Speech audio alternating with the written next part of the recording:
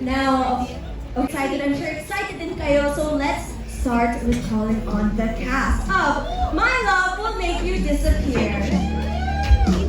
Let's start with Benj Manalo. Then, quick way to all of our supporters here. And yes, may I request the cast to please sit here on this table. Dahil meron kami surprise na hinanda para sa kanila. Next up, we have lovely Abelia. Grabe, perfect talaga yung pangalan niyo, no? Very lovely. Next, we have Migs Almendras. Please say hello, to a quick wave. And next, we also have Corina Bautista. Very glowing naman si Claire for today. Now, once again, as I mentioned kanina, I asked the cast to sit here on this table dahil meron kaming surprise para sa kanila and also para sa inyong lahat. So please, let's all watch this.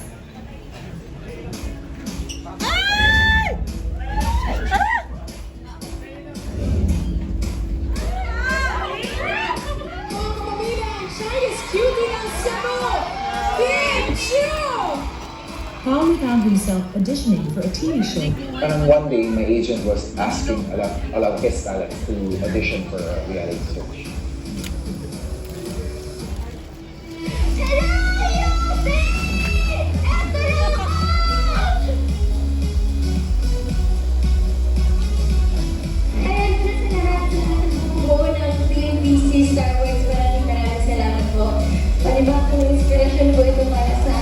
Don't worry about it, Dad. Nasa akin si Katerina. Thank you for having us on. Ano, kaya mo ba? Maraming salamat, Laguna Excellence Awards 2020 para sa inyong Outstanding TV Actor of the Year. Kaya tanga na tanga, pero mahal kita! Raquelita de la Cruz, a.k.a. Rock and Roll Palito. Anong birthday ko? May 30, 1988. The best of Philippine movies and television, Hit 2. Best actor in the leading role is Paolo Avellino, Fine Girl.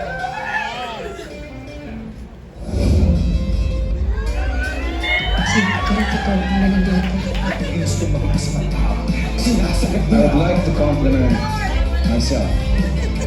Thank you for welcome you to the stage.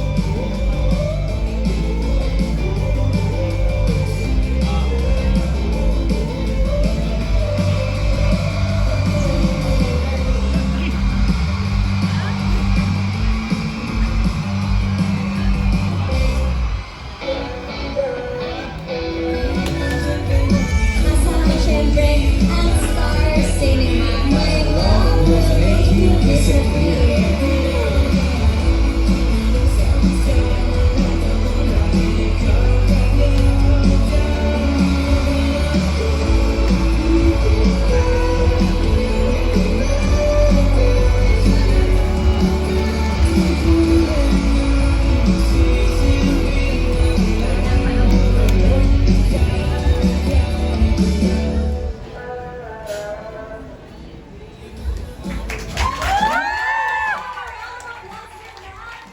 Kiniligaw ko ng grabe. But of course, can I please call on the cast of My Love Will Make You Disappear to join me here on stage?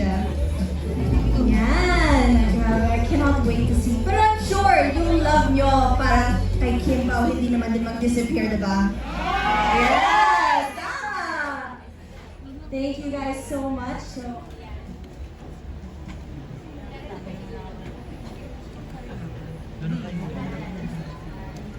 of course, now, I don't want to keep you guys waiting any longer. Pero syempre, para sure, ready kayo. Can I please have one last round of applause? The moment we've all been waiting for. Let's please welcome. Of course, last but not least, we also have here Martin Escudero. Ayan. Perfect timing. Just like him, how they came in perfect timing, diba? Galing pa kasi yung school.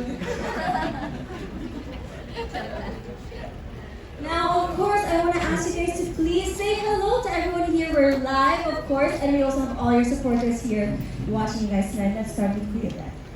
And hello po, hello po sa lahat na nandito. Maraming salamat sa sobrang warm welcome niyo sa amin. Sobrang excited na ba kayo para sa movie na to? Again, thank you so much. Enjoy natin itong araw ito. Hello everyone! Nakaka-nervyos pero kinikilig ako pag nakikita ang dalawang Ayan, so thank you so much for coming. Hello po everybody. Ito kakatapos ko lang mag-round. Nakita ko yung mga konti excel at promise, kikiligin po kayo this coming March. Promise yan. Ayan, hello everyone. Thank you so much for being here and sana po abangan niyo yung My Love Will Make You Disappear. And syempre hello sa mga bossing namin and media friends natin dito. Hello. Meron magandang gabi po sa inyo lahat. Nais ko magpasalamat muna sa Legal Production, syempre sa mga boss. At naging parte ako sa pelikula ng aking matay-tayong bigas sa bawal natin. Salamat po. Mga di po nakakalam, magkasabay po kami sa isang reality show. Hindi mo na dream believe. Start ka. Maybe ako. Kabahan na. Yes, but of course I'd also like to ask you guys to please say hello and thank you to everyone that came out. Ayan, hello sa inyong lahat na nandito. Maraming salamat as we kick off our mahaba-habang pagsasama para sa promo ng My Love Will Make You Disappear. Maraming salamat talaga and sa mga media friends, sa mga boss namin, and sa lahat ng mga nanonood online. Hello, kami po ito. Ayan, hello sa inyong lahat. Narinig ko mga 20 plus kayo na fan groups dito. Napakarami at sana magkaisa tayo para supportan ang pelikula. Hello sa ating ABS-CBN, bosses and friends, and sa media people, and of course mga production people na kasama namin nag-shoot ng pelikula ito. Hello rin po sa inyo. And speaking of, I'd also like to quickly acknowledge Sir Chris is here and Miss Zal is also here. Hello, thank you so much for coming here and joining us. But now, of course, is the moment where we get to ask you guys questions, and I'm very curious kasi ito lang, this is the only little sneak peek we get of the film, diba, by asking you questions. But of course, kayong dalawa, you guys are a real life couple. So I'm sure the killing levels are up there for sure. But what is it like? Is it your first time working together on a project? Yes, ito yung first time namin sa movie. Kaya sobrang nakaka-excite. Actually, meron kami mga guestings before, pero ito talaga yung parang nagtulungan kami to work on the roles na meron kami. And it was so refreshing kasi for how many years kami nakapagtrabaho together. So, sobrang thankful kami sa Star Cinema talaga for making this happen. Nakakatulong ba na yung part mo andun sa set din? Or nakaka-nervous ka? Actually, kasi si Dennis po talaga is, alam niyo na po, na siya po yung critic ko pagdating po sa sa pag-ante. So, pagka okay ba yung okay ba yung acting ko? So, malaking tulong kasi sinasabi niya sa akin kung ano yung mga dapat ko i-improve, ganun din sa kanya. Same or no? Ako na-enjoy ko kasi yung comfort na, kasi may ako may separation ako with my wife. So, every time na wala ka, parang na-anxious ako. Pero, since I'm working with her, parang sobrang comfortable yung feeling na lagi ko lang sa katabi. Pagod sa taping, andyan lang si Mrs. Yes. Kapag anytime, pwede kami maglandian. And most especially kapag kinikilig kami doon sa dalawa, Kinikilig kami dahil hindi matuloy yung kiss nila, kami na lang.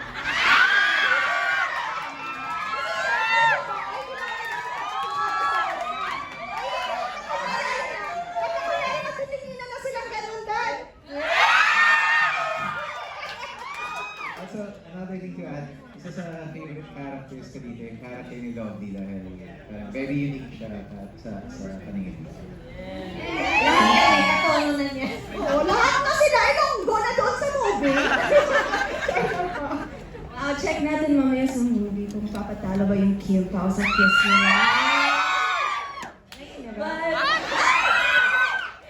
But of course, next up, I'd also like to ask Nate and Martin. Kasi, I mean, I heard the super cute daw yung characters niyo dito. So, I mean, I would love for you to share with us what you can share about your characters dito. So my love will make you disappear.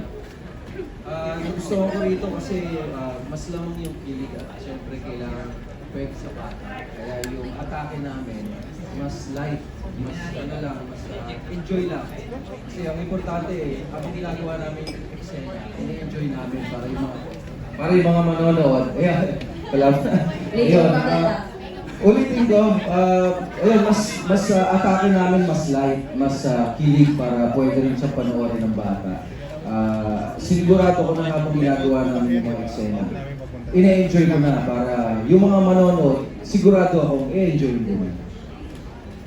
Dito kasi sa pelikula to, nakikita niyo iba't ibang klase ng pag-ibig at pagmamahalan ng mga, siyempre di ko sa spoiler, pero ang dami-daming mga iba't ibang klase na yan. At I'm sure lahat ng mga taong manonood dito makaka-relate in some way, in one form or another, dun sa mga pagmamahalan makikita nila.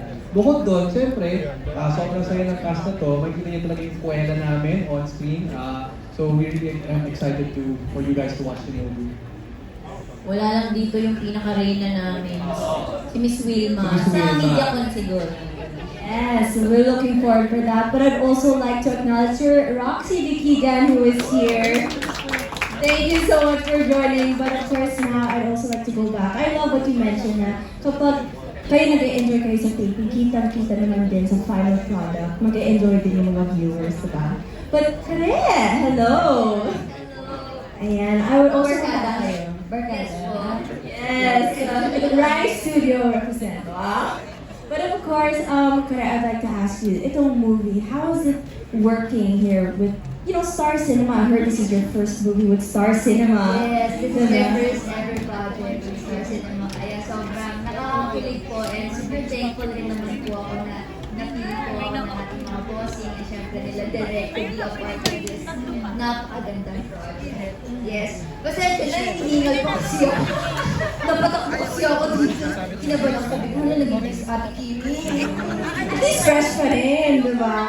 No, I just super love this cast. Wala sa ganyan kay Pato. Welcome. And it's very warm lang. So even on set, like, we're super comfortable to act. Do some banters and even improv to acting. Kaya talagang feeling ko, sobrang ganda ng kalalabasan nito. Promise.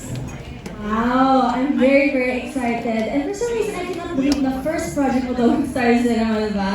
But of course, I also want to go now to Kim and Paolo. I'm very excited. Ano ba yung pakiramdam na finally, ito na yung official poster launch and makikita na yung mga fans nyo. Oh, wala pa. Wala pa. Ay, sa TV Patrol pa rin. No, but kumusta na yung feeling na mag-a-appear na ang official poster? Excited dahil yun naman parang after shooting the movie, parang yung inaabangan na ng mga tao lagi